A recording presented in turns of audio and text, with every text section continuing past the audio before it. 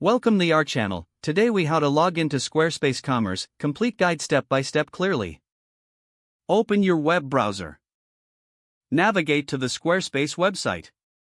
Look for the login button in the top right corner of the home page. Click on the login button. You will be directed to the login page.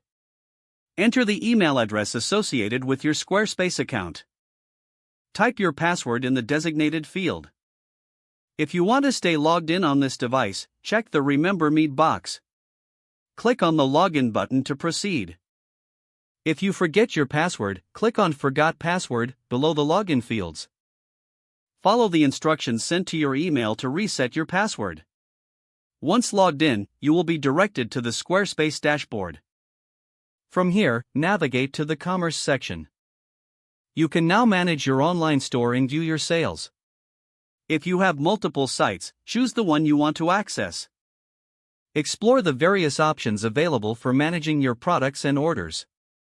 You are now ready to utilize Squarespace Commerce features effectively. If the page does not load, refresh the browser or try again in a private or incognito window. Make sure you are using the correct email address, then retype it carefully to avoid small typos. If your password is not accepted, use the reset option and create a new strong password you can remember.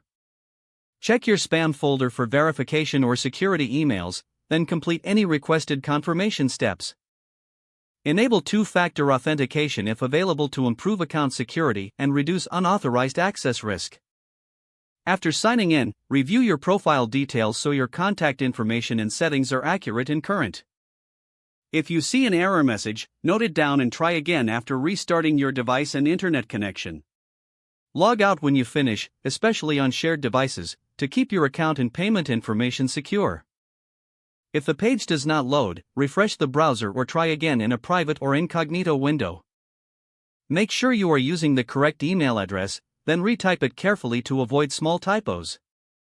If your password is not accepted, use the reset option and create a new strong password you can remember. Don't forget to like this video and subscribe to our channel for more step-by-step tech guides.